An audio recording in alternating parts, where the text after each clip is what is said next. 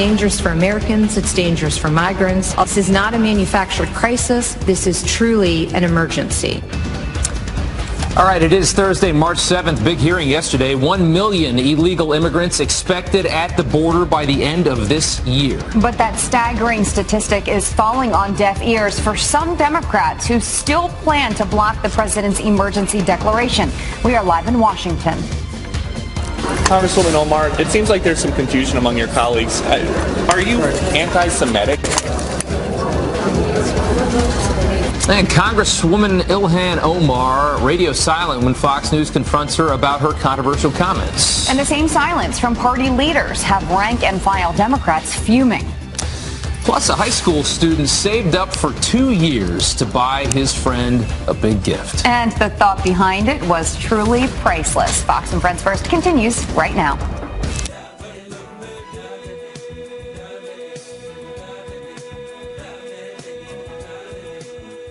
Aside from it still being freezing cold out there, a weekend to March, it is pretty lovely out there.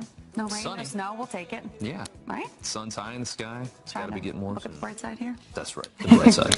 Good morning. You're watching Fox and Friends First on this Thursday morning. I'm Jillian Mealy. I'm Rob Schmidt. Thanks for getting up early with us. 1 million illegal arrivals are expected at our southern border just this year. That eye-opening and somewhat shocking claim from Homeland Security Secretary Kirstjen Nielsen. Griff Jenkins is live in Washington with more on the fierce backlash from Democrats who called the president's emergency declaration fake. Good morning, Griff. Good morning, Jillian and Rob. What a hearing. I couldn't pull myself away from it. The chairman of the House Homeland Security Committee, Benny Thompson, began by admonishing the secretary for what he called a non-existent emergency on the border. Then he grilled her on humanitarian concerns. We still using cages. CBP never purposely put a child in a cage if you mean a cage like this. Purposely or whatever, are we putting children in cages as of today? Children are processed at the border facility stations that you've been at. Some of them. And I've seen the cages. I just want you to admit that the cages exist. Sir, they're not cages. Now, in her testimony, Secretary Nielsen painted a troubling picture of what's to come. The projections are dire. At the current pace, we are on track to encounter close to 1 million illegal aliens at our southern border this year. Our capacity is already severely restrained, but these increases will overwhelm the system entirely. This is not a manufactured crisis. This is truly an emergency. And she defended the president's national emergency declaration, which the Senate will soon vote to try and block. In the face of GOP defections, President Trump took to Twitter saying this: Senate Republicans are not voting on constitutionality or precedent. They're voting on desperately needed border security in the wall. Our country is being invaded with drugs, human traffickers, and criminals of all shapes and sizes. That's what this vote is all about. Stay united. Meanwhile, guys, another caravan has reached our border, this time a freight train carrying some 400 migrants arrived at the border town of Calexico across from Southern California. Rob, Judd. Okay, Griff, it was a big day yesterday. Thank you so much. Congresswoman Ilhan Omar gives Fox News the silent treatment when questioned about her, what some are calling anti-Semitic comments. Congresswoman Omar, it seems like there's some confusion among your colleagues. Are you anti-Semitic? Ignoring Peter Doocy. Democrats just delayed their resolution to condemn her remarks yet again. Aisha Hasni joins us live as tensions rise over what to do with the Minnesota Democrat. Aisha. Good morning. Democrats are pumping the brakes, as it seems, on punishing the congresswoman, some even saying she's being targeted. This all surrounds her tweets suggesting politicians who support Israel have been bought. We've seen bipartisan outcry over this, and now there's a resolution up for a vote that would condemn anti-Semitism. And Republican pressure is mounting as well to remove the congresswoman from the Foreign Affairs Committee. But it looks like some Democrats are now pushing back on any sort of punishment. House Speaker Nancy Pelosi recently said she did not think Omar's comments were, quote, intentionally anti-Semitic. And Bernie Sanders said this: we must not, however, equate anti-Semitism with legitimate criticism of the right-wing Netanyahu government in Israel. What I fear is going on in the House now is an effort to target Congresswoman Omar as a way of stifling that debate. That's wrong. We actually asked Congresswoman Omar point blank if she supports a bill that condemns anti-Semitism. Watch this. I just quickly ask, would you support this resolution condemning anti-Semitism? Well, last we checked, that resolution is still not on the official House schedule for today. And as far as her seat on the Foreign Affairs Committee, the chairman of that committee says he is nowhere close to removing her from that seat. Rob, Jillian? Going to continue. Thank you very much, Aisha. Sure. All right, rank-and-file Democrats are demanding better leadership from Nancy Pelosi, but their voices are being drowned out by the party's new superstars who are defending Congresswoman Omar's statements. Human rights attorney Brooke Goldstein says the watered-down condemnation shows the true colors of the new Democratic Party. And I think we all have to step back and take a look at the big picture here. The level of anti-Semitism that's being tolerated by the Democratic Party right now, I think, has risen to a level of a national emergency. We have a Foreign Relations Committee, which is responsible for defining and executing and shaping U.S. foreign policy. We have someone sitting on that committee who is a racist whose views are more aligned with Islamic Jihad than they are with the U.S. Constitution. We have Democratic members of government who are campaigning with people like Linda Sarsour, who is connected to the Palestinian Front for the Liberation of Palestine, a designated terrorist group. And now we have a Democratic Party that's been hijacked to the extent that it cannot even pass a resolution condemning anti-Semitism without being forced to water it down and make it meaningless. Speaker Pelosi was originally supposed to take floor action on that resolution yesterday. Now to a Fox News alert and a travel warning for spring breakers headed to Mexico. The U.S. Embassy in Mexico City cautioning people about dangers like assaults and unregulated alcohol. Officials are urging people to travel in groups and let family and friends know what they're doing. A similar warning was issued for the Bahamas last week due to increased crime there. Well, all of the missing people in the deadly Alabama tornadoes are now accounted for. Today, 2 of the 23 victims will be put to rest. These wooden crosses set up to memorialize their lives as anonymous donors pledge to pay for all of their funerals. The family of the youngest victim, 6-year-old A.J. Hernandez, is now speaking out.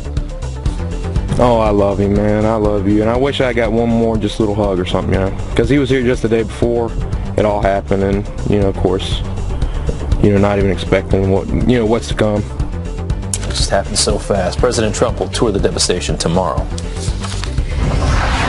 Embattled R&B singer R. Kelly facing new allegations that he assaulted a 13-year-old girl. Police in Detroit want to speak with that woman, who is now 30. Her claims coming on the very same day R. Kelly spoke out in an explosive interview, denying similar accusations from other women.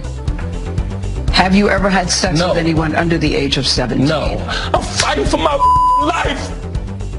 Y'all killing me with this. I can't help 30 years of my career. Robert. 30 years of my career. Y'all trying to kill me. That interview really was something. R. Kelly has pleaded not guilty to sex assault charges, but he is waking up in jail in Chicago this morning. He was taken into custody for failing to pay more than $160,000 in child support.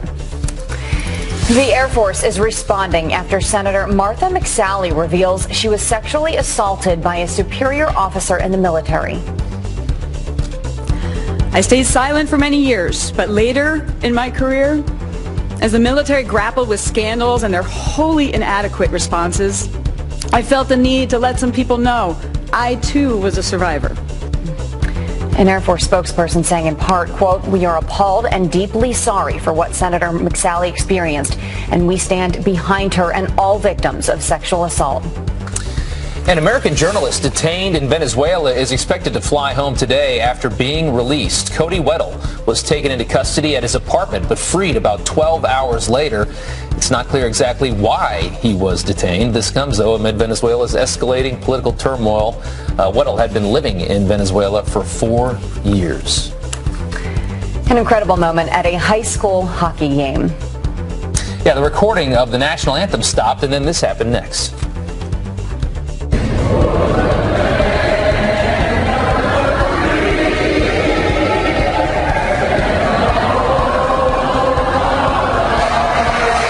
after the hour. 1 million illegal immigrants to push across the southern border this year, a new record surge. So if this isn't a crisis, then what is? Brandon Judd, president of the National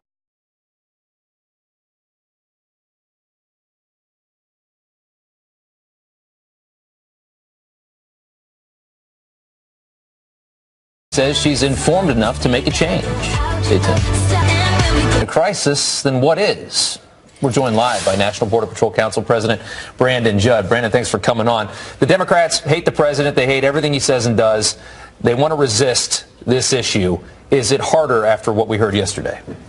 It is. If you look at 1 million people, let's put that in perspective. Let's put that into perspective. We're talking about states in this country that barely have 1 million people. I've lived in the state of Maine, that barely has 1 million people. I've lived in the state of Montana, barely has 1 million people. Wyoming, we're adding to the population in 1 year of illegal immigrants the size of states in the United States. That's astronomical. And again, when we talk about a national emergency, if we're bringing in people illegally into the United States that's equivalent to the size of a state, that is in fact an emergency. Brandon, you look at different situations that happen at the border, and just this week there was a Border Patrol agent reportedly sitting in her car in Calexico, and an illegal immigrant crossed over and threw a partial lawnmower blade at her window. The window shattered. It cut her face, cut her arm. And the point of it was allegedly because he wanted to go to prison here in the United States, and he had an extensive criminal background. That's a problem. It is, and if you look at this, when we're dealing with 1 million people, these individuals become emboldened. They know that they can break the laws with impunity. They know that there's going to be very, very little consequences to them breaking the law. I worked in Calexico, California at the beginning of my career when we were dealing with numbers that we'd never before seen. And they become very, very emboldened in the way they deal with law enforcement, and frankly, they just don't care. Yeah, the Democrats, their argument has been that it's not an emergency right now. The numbers were higher during Bush 2, maybe 15 years ago. Let's look at the numbers from the testimony yesterday. 50 to 60,000 migrants each month is what Nielsen is saying at this point. You see a 30% increase between January and February. That's a big increase. 75,000 apprehensions in February. 75,000 in 1 month. 80% increase since last year. Expected 1 million at the end of this year. And then I also want to listen to this soundbite. The Senate was also having a similar hearing, and here's Lindsey Graham. Bottom line is this continues. It's like adding a congressional district of illegal immigrants every year. The average congressional district is about 600,000 people. This has to stop. And it's even higher than that now. We're hearing if we're hearing 1 million versus 600,000. That's a congressional district every year.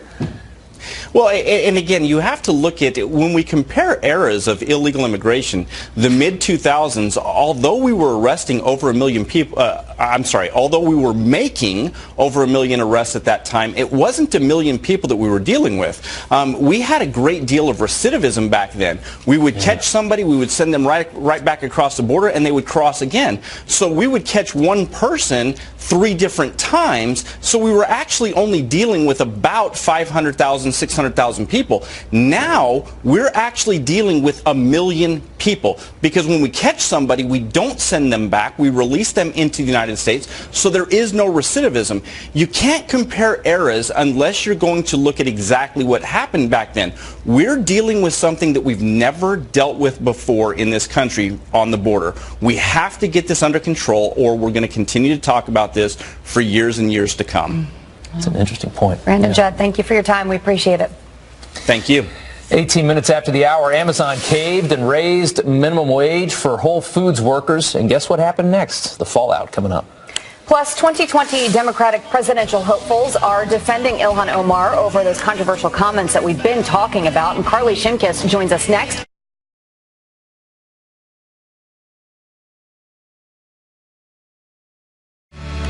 All right, some leading 2020 Democratic candidates, Senators Bernie Sanders and Kamala Harris, coming to the defense of Congresswoman Ilhan Omar, putting pressure on Nancy Pelosi to delay a vote on an anti-Semitic resolution. Carly Shimkus with Fox News Headlines 24/7, Sirius XM 115, here with what everyone is saying online. Good morning, Carly. Hey, good morning. So we do not know when the House will vote on this resolution condemning anti-Semitism, and that's because progressive Democrats are really siding with Congresswoman Ilhan Omar, and 3 of them are running for president: Senator Bernie Sanders, Kamala Harris, and Elizabeth Warren.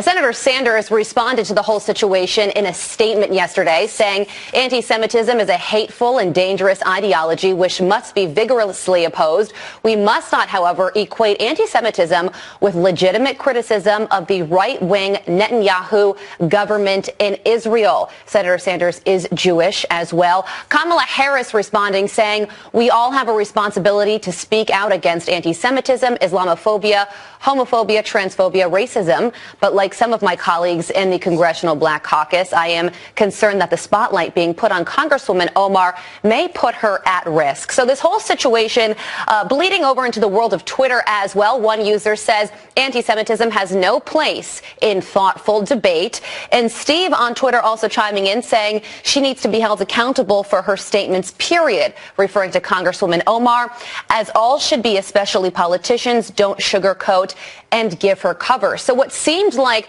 an easy resolution to pass, guys, is really becoming a major problem within the Democratic Party. Okay. So we can expect to hear a lot more from Taylor Swift, right? Yeah, Taylor Swift says she is going to become more politically active, telling Elle magazine, I'm finding my voice in terms of politics, invoking racism and provoking fear through thinly veiled messaging is not what I want from our leaders, and I realize that it actually is my responsibility to use my influence against that disgusting rhetoric. So one could see that as a shot at the president, and she did famously endorse Tennessee Democrats in the midterm election, and when she did, there was a big spike in voter registration. But the interesting thing is she used to be a country singer, so a lot of her fans live in deep red states, so you are also going to see some reaction like this. Yes, that's exactly what Democrats need, more celebrities. And another Twitter user chiming in saying, oh great, another star telling us how we should think. So some people now have bad blood with her, but others I see what you did there. Are just shaking this one off. Tremendous self-importance of our celebrities. They must have an opinion. I get what you did there. Rob's just, Thanks, Jillian. Yeah. You always got my that's back, one of her girl. songs, right? I assume. Hey, you got something about my favorite new pants, huh? Yeah, I'm gonna, don't look. It's a family program. How do I cover this? This is a family show. I know. Fashion Nova is selling a pair of pants that has folks doing a double take. That's because your whole backside is showing when you put them on. A lot of people on social media are talking about these, including one Twitter user or some person on Instagram says, and they told me that my mini skirts in the 70s were revealing. Another person saying the less clothing, the more they charge. But Rob appears to be on board with these. So that's all you need, right? I don't understand. I get in trouble for my Instagram all the time, and then we put this on TV. I mean, what is going on? They're only $23 though, so they won't That's break the bank. money well spent if you're single and looking, I guess. Wow. Be very cold though. We're going to get in trouble now. Thanks, Carly. I'm always in trouble. What else is new? Carly, thank you so much. It is 26 minutes after the hour. Students as young as 12 could soon have Planned Parenthood's phone number in their wallets. A controversial proposal that has parents asking a lot of questions. And many Democrats pushing a green agenda.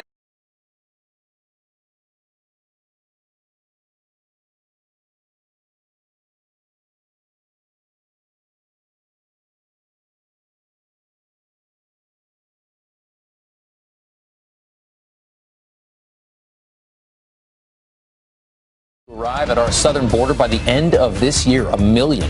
President Trump now calling on Republican senators to keep supporting his emergency declaration as a few have fallen off. This as another caravan arrives just south of California, this one with about 400 migrants. Funerals begin today for the 23 victims of the deadly Alabama tornadoes. All of the missing people have now been accounted for. President Trump will tour the devastation in Lee County, Alabama tomorrow.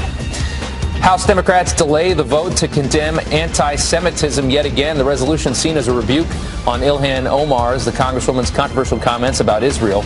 It's now being expected to be expanded to include all bias, not just anti-Semitism. It's unclear when the House will make that vote. Jill. The House Intelligence Committee plans to release Michael Cohen's Capitol Hill testimony sometime soon. President Trump's former lawyer wrapping up 8 hours of questioning about possible ties between the Trump campaign and Russia. He gave the committee documents claiming to show edits were made to his statement to Congress in 2017. Democrat Adam Schiff calls the testimony productive. Cohen goes to prison for lying to Congress in May. The man charged with punching a conservative at UC Berkeley pleads not guilty in court. The victim's lawyer still doesn't know what sparked that alleged assault. He was on the campus studying in the library, but not as a Berkeley student, but studying somewhere else. So there is a lot yet to be known about this guy, what motivated him, but clearly he has anger issues. Suspect Zachary Greenberg is charged with several felonies. The victim's lawyer claims Greenberg once had his guns confiscated due to a restraining order filed by a former roommate. Fox News and the president speaking out after the DNC bans the network from hosting primary debates. Chairman Tom Perez claims Fox would not be a fair and neutral forum for Democratic candidates. Fox News is urging the DNC to reconsider, saying our moderators, quote, embody the ultimate journalistic integrity and professionalism. The president tweeting, quote, Democrats just blocked Fox News from holding a debate. Good, then I think I'll do the same thing with the fake news networks and the radical left Democrats in the general election debates. The president does not have the power, though, to make those decisions. And some sad news here. Jeopardy host Alex Trebek stunning fans by revealing he's fighting stage 4 pancreatic cancer. I plan to beat the low survival rate statistics for this disease. Truth told, I have to, because under the terms of my contract, I have to host Jeopardy for 3 more years. So help me. Keep the faith, and we'll win. Thoughts and prayers to him. TMZ reports the 78-year-old plans to at least finish Jeopardy's current season. Fans and celebrities offering their support, including Ken Jennings, who holds the show's longest winning streak, tweeting, quote, one thing I know for a fact, Alex is very aware of how much he means to millions of people and how we will be pulling for him.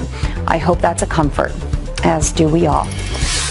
33 minutes after the hour right now. Time for a check of the forecast, where it has been mostly sunny. Miss Janice Dean. I love how you're working in the book clubs. Jillian, you're amazing. Yes, mostly sunny but cold. Let's take a look at the wind chill. It's -9 in Green Bay, -13 in Fargo. Feels like 7 in New York. Feels like 29 in Memphis. So still very cold across much of the country. We are going to spring forward, by the way, those clocks this weekend. So just keep that in mind. Our next storm system is developing across the west, spreading snow over parts of the upper Midwest in towards the Central Plains. And that means, several inches of snow, and cold temperatures will remain over the next couple of days. Then I also want to point your attention to some of this energy that is going to move across the south. We had tornadoes last weekend. We have the potential for more severe weather this weekend. Let me show that to you again. My apologies. It's going to be around the same areas, Mississippi, Alabama, and to Georgia, where we think all the ingredients are going to come together for perhaps another severe weather outbreak along the Mississippi River Valley. So just keep that in mind. We will keep you up to date. And there's the precipitation forecast as we go through the next couple of days. Lots of snow across the west, and then we're going to watch that system bring not only the potential for severe weather, but maybe some very heavy rainfall as well. Okay. Do you see some warmth in the long range forecast there, Yes, Janice? there is some warmth in sight. Sometime. At some point. Around July? Yeah. We promise it'll go warm. And then we'll be complaining. Yeah, exactly. Janice, thank you so much. Nice to see you. All right, Democrats in Congress quick to promote ideas like legalizing pot, wealth redistribution, and other things. But when you look closer, those same members, many Democrats, politicians in general, but we're going to focus here on some Democrats. Why don't they practice what they preach? Joining me now is author of How Do I Tax Thee and contributor for The Hill, Kristen Tate. Kristen, thanks for coming on this morning. We're going to start with Alexandria Ocasio-Cortez because she's one of the loudest voices right now and one of the most hypocritical. One of our producers caught up with her, and they keep finding her at airports after releasing the Green New Deal and wanting to get rid of airplanes because of all the carbon emissions. Listen to this. Can you tell me why you were flying today? Oh, yeah, because I needed to go to work. All right, and then what is the difference between you taking a flight and a train, though? Excuse me, sir? A couple hours of my constituents' time. That's just New York to D.C. Everybody takes that train. She takes the plane. How do you do this? Well, unfortunately, this kind of hypocrisy is very common on the left. I mean, Democrats display hypocrisy on nearly every issue. They tell middle America that we must impose AOC's $90 trillion new Green Deal while they themselves enjoy lifestyles that lead them to burn tons of coal. They oppose the execution of criminals who have been convicted of committing heinous crimes, yet have no problem killing babies who have survived late-term abortions. They rail about the greedy 1%ers, yet many progressive leaders like Liz Warren are worth millions of dollars, and they say that they're champions of the public school systems while sending their own kids to these expensive elite private schools like Sidwell Friends, where Obama and many politicians send their kids. I mean, the list goes on and on, Rob. We could sit here all day. And just to go back to AOC, we've also have a lot of evidence of her using a car in New York City instead of the subway, living in a building, a luxury building in Washington, D.C., when she's pushing for the end of gentrification. She doesn't live in a building that allows for low-income residents. There's a lot of examples there. Let's go to the second one here we have, which is a number of Democrats who are doing pretty well financially, advocating for the redistribution of wealth. Bernie Sanders, if we look at a list here, at $2 million. Elizabeth Warren at about $4 million, a lot more if you had the husbands in here for Pelosi and for Elizabeth Warren. Going back to Sanders, a socialist who owns 3 homes. Now, in a socialist society, how many people get to have 3 houses? No, I know, it's crazy. And the analysts who say regularly that working class Americans have a hatred for the so-called elites, I think they're a little bit misguided. What drives working class Americans crazy is not the wealth and success of others like Bernie Sanders. It's the condescending lectures and the hypocrisy of what these left-wing leaders say compared with how they actually lead their lives. This kind of politically correct agenda of the left seems like, you know, basically lip service to mask their actual privilege. Obama lectured us a couple years ago about, you've made too much money. Those are his actual words. But today he collects hundreds of thousands of dollars for short speeches and millions of dollars for book deals. And again, Americans don't have a problem with his lucrative post-presidential deals. It's the fact that he's never subject to the ramifications of his own kind of redistributionist ideology. And for the further left socialists, you're only supposed to take from society, I guess, what you need. I don't think Bernie Sanders needs 3 homes. I don't know about anybody else. Exactly. Let's talk about Kamala Harris here. As the DA in San Francisco, she put a lot of people in jail for smoking pot. Now that marijuana is cool and popular, here she is. Have you ever smoked? I have. Okay. Like I inhaled. I did inhale. Okay. It was a long time ago. But yes. Now it's cool. Let's legalize it for everybody. What do you think? This is just a clear, flagrant attempt by Kamala Harris to try to make herself seem cool and like one of the people. People see right through this stuff. The voters know what's going on. And again, I really want to highlight the fact that the left's problem isn't really elitism itself, but it's the left's habit of lecturing middle America on their shortcomings while basically exempting themselves. So we'll see how this all works out in 2020, but I think the voters see what's going on. Yeah, maybe. I don't know. It's a lot easier when a lot of the media is already on your side. Kristen, we appreciate it. Thank you so much. Thanks, Rob. All right. It is just about 40 minutes after the hour. Facebook's CEO claims its new mission is to focus on securing your information. But are people buying it? Yes, I'd like to call in and complain about a howling dog. In a New Jersey town barking up some controversy for dog owners. Center of a viral GoFundMe scam could spend 20 years in prison. She and a homeless veteran who came up with the scheme have just pleaded guilty. Johnny Bobbitt and Kate McClure admit to scamming people out of more than $400,000. They made up a story about Bobbitt giving his last $20 to pay for the woman's gas. Bobbitt faces 10 years behind bars. A third person is facing lesser charges. And the third person was her then boyfriend. Yes. Continue to follow that. A second federal judge ruling the census question on citizenship is unconstitutional. Ninth Circuit Judge Richard Seaborg says the Trump administration's decision to add the question in 2020, quote, threatens the very foundation of our democratic system. He claims it will cause immigrants and Latinos to be underrepresented. The Supreme Court will hear the Trump administration's appeal of the first ruling next month.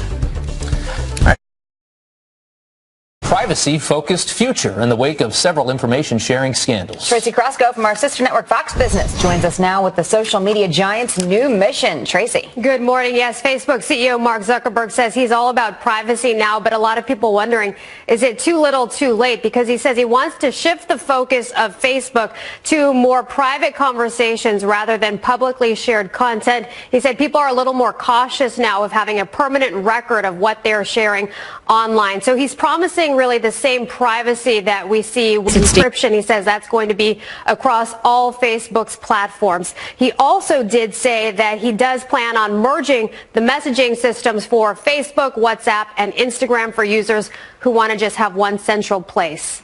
See how that goes. Yeah. So Whole Foods, still expensive, now cutting workers' hours, right? Yes. So this is according to a report in The Guardian. Last November, Amazon, they put into place a $15 minimum wage for all workers. So Whole Foods workers, which Amazon owns, Whole Food workers say that because of this, they're seeing a reduced number of their shifts. They say their hours are being cut.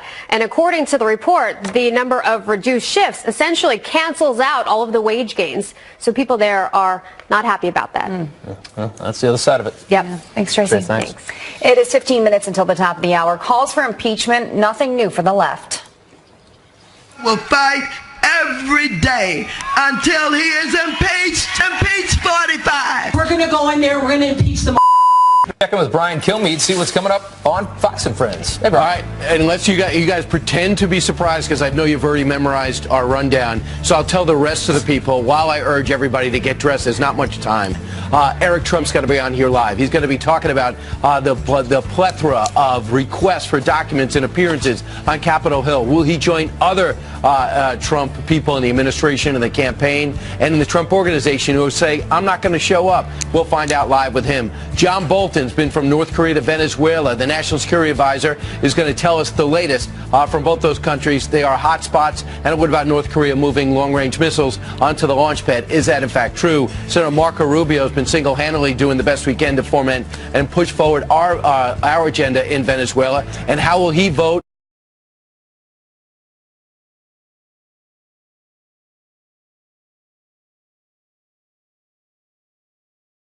Democratic debate. And filling in for Ainsley Earhart today as we open up, Chris Jullo. Chris Jullo is going to be doing most of the work. Chris, get to know this. And we need you to, of course, the Daily News is always valuable. And here's some of Ainsley's stuff. She's going to be a little bit late. And go get this. Come on. Get this down. Is he going to fit into that dress? You're going to be great. Believe in yourself. Oh, and Joel. You know what? Everyone. Joel. Is impeached. Impeach 45. I will stand here in the well of the Congress and I will call for the impeachment of the President of the United States of America. We're going to go in there, we're going to impeach them. I'm supportive of and how I would vote in terms of impeachment. Well, Democrats, as you can hear, not letting up on their push to impeach President Trump. But are they aware of the consequences? Doug Schoen is a former Bill Clinton advisor who warned his own party against the idea of impeachment before the midterms. He joins us here live now. Doug, thanks for coming on this morning. Pleased to be here, yeah. You really think that, I mean, because a lot of people think that they just want to beat the president up for a couple more years. You really think they're trying to impeach? I think they like the idea of beating him up, but if they could get him in a trial in the Senate, a lot of the more left-wing members think that that could help remove him. I obviously think differently based on my own experience with Bill Clinton and impeachment in 1998, but the Democratic left is a different kettle of fish. So what are some of the dangers here? What would you say to the Democrats? Sure. Well, I'd say, look, they were elected to legislate, not just investigate. We'll see from the Mueller report what the follow-up is, but from what I see with the 81 individuals and the massive numbers of broad-based subpoenas Chairman Nadler has issued, maybe that message hasn't quite penetrated. If the Mueller report ends up being disappointing to the left, meaning that we've already seen basically what it's going to reveal. Will that change any of the attitude and the appetite for more? I mean, how much Adam Schiff can people really put up with if this first big report doesn't turn out to be much? Well, I think you're right. I think if the first report doesn't show compellingly collusion by the campaign and particularly the president, then it will be very difficult for the Democrats to go forward. But that being said, the Democratic base, particularly the new left-wing members that were elected in the midterms last year, it's going to make them redouble their effort, and I think the Democrats in the House will morph into the successor to Mueller. If it's disappointing to the right, we were talking about this in the commercial break, does this really change the conversation that we're having now? I think it will change it only if there is that collusion. If there isn't, Trump will declare victory, as he did with Michael Cohen, and he will go on to talk about what he believes are the extraordinary accomplishments of his administration. If the Democrats have no answer to that other than investigate, they have no agenda of their own, then they'll be the big losers. I mean, we talk impeachment, but they have no realistic shot of getting the president out of office. It would just be impeached to say you did. Right, and I think that is almost certainly true. And I'm not going to be a Democratic Pollyanna and say, oh, yeah, there's going to be something that will emerge. But that's the only way. There's got to be some finding that even the Republicans say, boy, this is bad. And as you say, over the last couple of years, we've seen absolutely nothing in that category. And then does America really want impeachment? I'm sorry, does America? No, America does not want impeachment as a whole. I think the Democrats and left-leaning voters, absolutely. But I don't think there's any clear... Many Democrats, politicians in general, but we're going to focus here on some Democrats. Why don't they practice what they preach? Joining me now is author of How Do I Tax Thee and contributor for The Hill, Kristen Tate. Kristen, thanks for coming on this morning. We're going to start with Alexandria Ocasio-Cortez because she's one of the loudest voices right now and one of the most hypocritical. One of our producers caught up with her. They keep finding her at airports after releasing the Green New Deal and wanting to get rid of airplanes because of all the carbon emissions. Listen to this. Can you tell me why you were flying today? Oh yeah, because I needed to go to work. All right, and then what is the difference between you taking a flight and a train, though? Excuse me, sir. A couple hours of my constituents' time. That's just New York to D.C. Everybody takes that train. She takes the plane. How do you do this? Well, unfortunately, this kind of hypocrisy is very common on the left. I mean, Democrats display hypocrisy on nearly every issue. They tell middle America that we must impose AOC's $90 trillion new Green Deal while they themselves enjoy lifestyles that lead them to burn tons of coal. They oppose the execution of criminals who have been convicted of committing heinous crimes, yet have no problem killing babies who have survived late-term abortions. They rail about the greedy 1%ers, yet many progressive leaders like Liz Warren are worth millions of dollars, and they say that they're champions of the public school systems while sending their own kids to these expensive elite private schools like Sidwell Friends, where Obama and many politicians send their kids. I mean, the list goes on and on, Rob. We could sit here all day. And just to go back to AOC, we've also have a lot of evidence of her using a car in New York City instead of the subway, living in a building, a luxury building in Washington, D.C., when she's pushing for the end of gentrification. She doesn't live in a building that allows for low-income residents. There's a lot of examples there. Let's go to the second one here we have, which is a number of Democrats who are doing pretty well financially, advocating for the redistribution of wealth. Bernie Sanders, if we look at a list here, at $2 million. Elizabeth Warren at about $4 million, a lot more if you had the husbands in here for Pelosi and for Elizabeth Warren. Going back to Sanders, a socialist who owns 3 homes. Now, in a socialist society, how many people get to have 3 houses? No, I know, it's crazy. And the analysts who say regularly that working class Americans have a hatred for the so-called elites, I think they're a little bit misguided. What drives working class Americans crazy is not the wealth and success of others like Bernie Sanders. It's the condescending lectures and the hypocrisy of what these left-wing leaders say compared with how they actually lead their lives. This kind of politically correct agenda of the left seems like, you know, basically lip service to mask their actual privilege. Obama lectured us a couple years ago about, you've made too much money. Those are his actual words. But today he collects hundreds of thousands of dollars for short speeches and millions of dollars for book deals. And again, Americans don't have a problem with his lucrative post-presidential deals. It's the fact that he's never subject to the ramifications of his own kind of redistributionist ideology. And for the further left socialists, you're only supposed to take from society, I guess, what you need.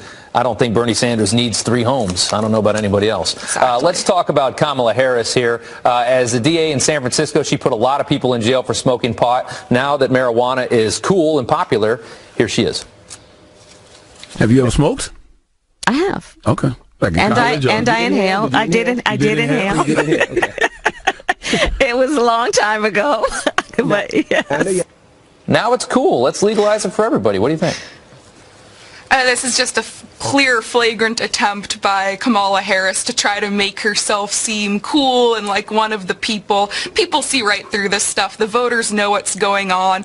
And again, I really want to highlight the fact that the left's problem isn't really elitism itself, but it's the left's habit of lecturing middle America on their shortcomings while